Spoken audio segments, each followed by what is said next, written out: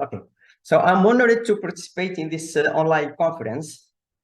And as I thank the organization committee giving me this opportunity to present this research entitled Effects of Flexibility Combined with Plyometry Exercises versus Isolated Plyometry or Flexibility Mode in Adolescent Mean Hurdles.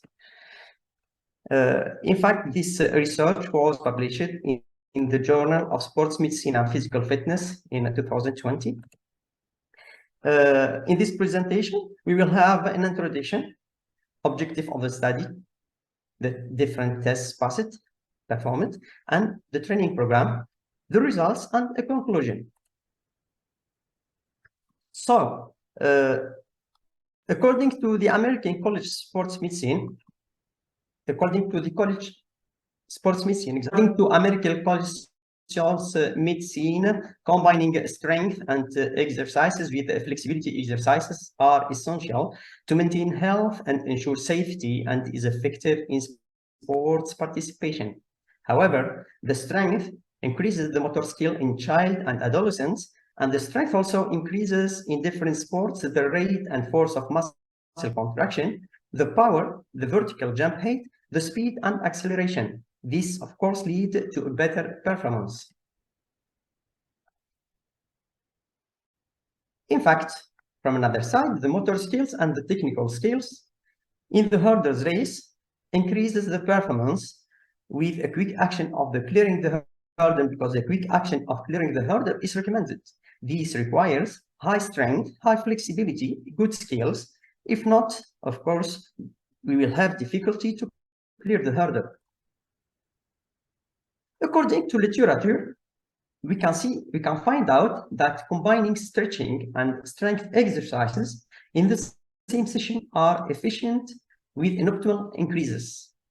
Example in hurdles, this is ensured by dynamic hip extension range of motion, increasing the force applied to the ground.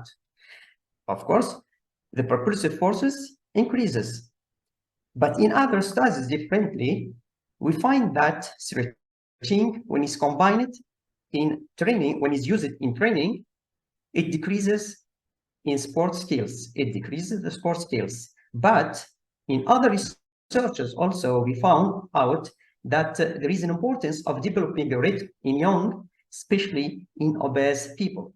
So what is about hurdlers? It would be of great interest to investigate the effects that may have this combined training mode on jump performances, on motor skills, and hip range of motion in young hurdlers.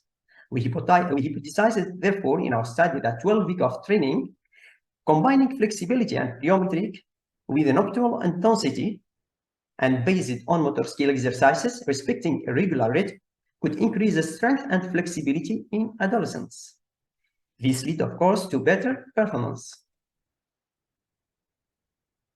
In fact, our study included 34 male hurdlers aged 15.7 with body mass 59.7 and the percentage of body fat 10.5. However, 4 groups were constituted. The first group was composed performed flexibility and plyometric, and the second group performed plyometric exercises, whereas the third group performed flexibility exercises, with a fourth group, which is a control group. So different tests were performed, and the first test is the strength tests, included the strength, the squat jump test, the count movement jump, and the stiffness jump. So the best tutorials were recorded in those. The second test is the speed performance test, which included 60-meter sprint on the hurdles with a height of 91 centimeters, and 2 photo cells were used, one at start and the other at the end, at the arrival. The third test was the flexibility test, measuring the hip joint using 2-arm goniometer for the evaluation of range motion. So the score was the maximal angle in degrees achieved when maximum hip flexion or extension occurred. So 3 repetitions were performed at an interval of 10 seconds. The fourth test was the motor skill test, included 3 motor skill tests in that running, hopping, and leaping, from very slow to fastest tempo, with a regular rate, of course, as was cited previously. So each tempo provided a score of excellent, which corresponded to 5, the good corresponded to 4, and the average corresponded to 3, and poor corresponded to 2, and very poor corresponded to 1. We have to stress that 30 seconds of each tempo, at least 10 seconds to excess at the following tempo. So very slow tempo, which corresponded to score 1, and if the tempo was maintained at least 10 seconds, it was increased slightly to pass to the score 2, and this continued up to the fastest tempo, which the participant was able to maintain. Thus, a score range between 0 and 5 for each motor skill was obtained. Thereafter, the global score was calculated by totaling the attributed points for all 3 motor skills. Then a minimum of 0 and a maximum of 15 points could be accumulated in order to evaluate the global motor skill for each participant.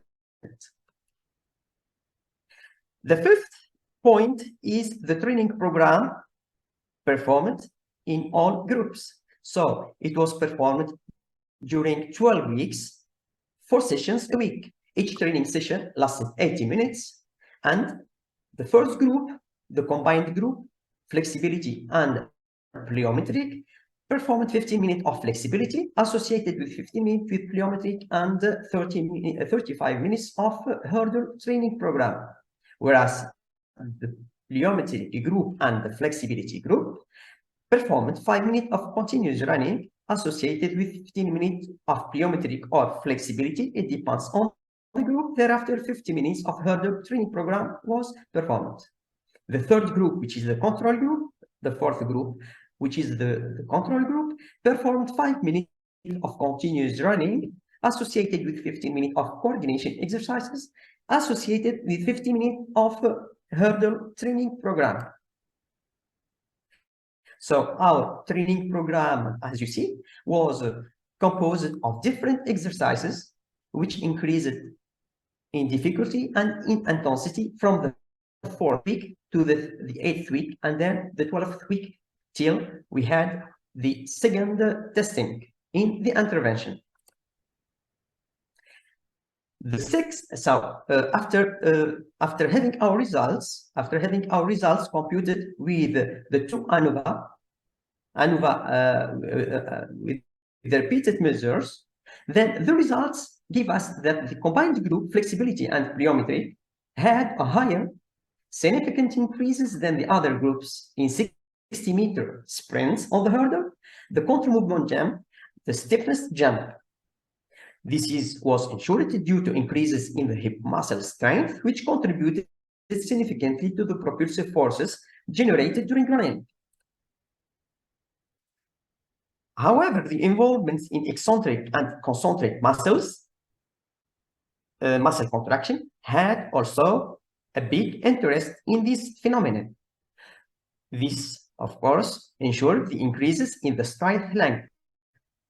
All those benefits were induced by a reduction in passive tension and stiffness of the tissues surrounding the joint.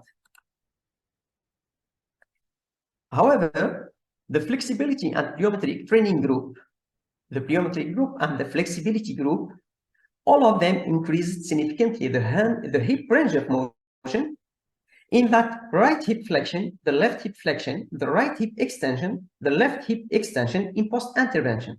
However, increasing the strength without a rise in flexibility can result in an imbalance which may pave the way to bad performance and for injury. The group flexibility and plyometric showed significantly higher percentage of change in the right hip flexion and the right hip extension and left hip extension when compared to the plyometric group or the control group. It is then important to to say that the plyometric group increased more the left hip flexion compared to the other groups. This was because he used more, we suppose that he used more the agonist and the agonist muscle groups in plyometric exercises. Furthermore, the combined flexibility and plyometry group and the plyometry group improved significantly the running, the leaping, and the hopping. It was better in the group which trained with flexibility and plyometry exercises.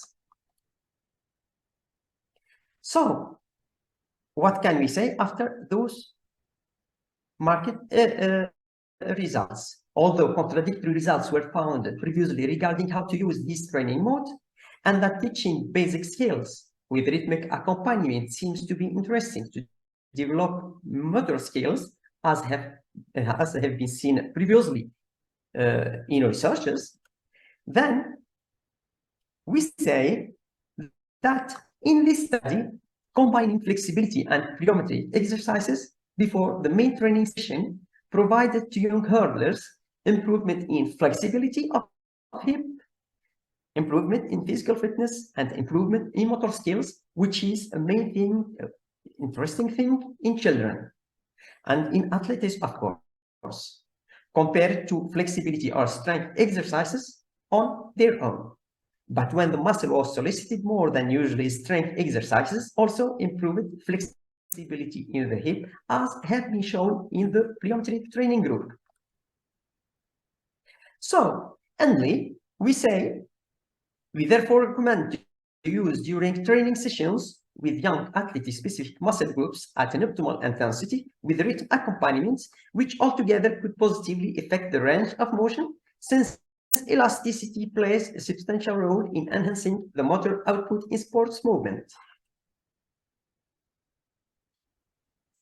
But since the athlete specialty determines the range of motion required, the significance of the following study results may obviously vary across the different sports.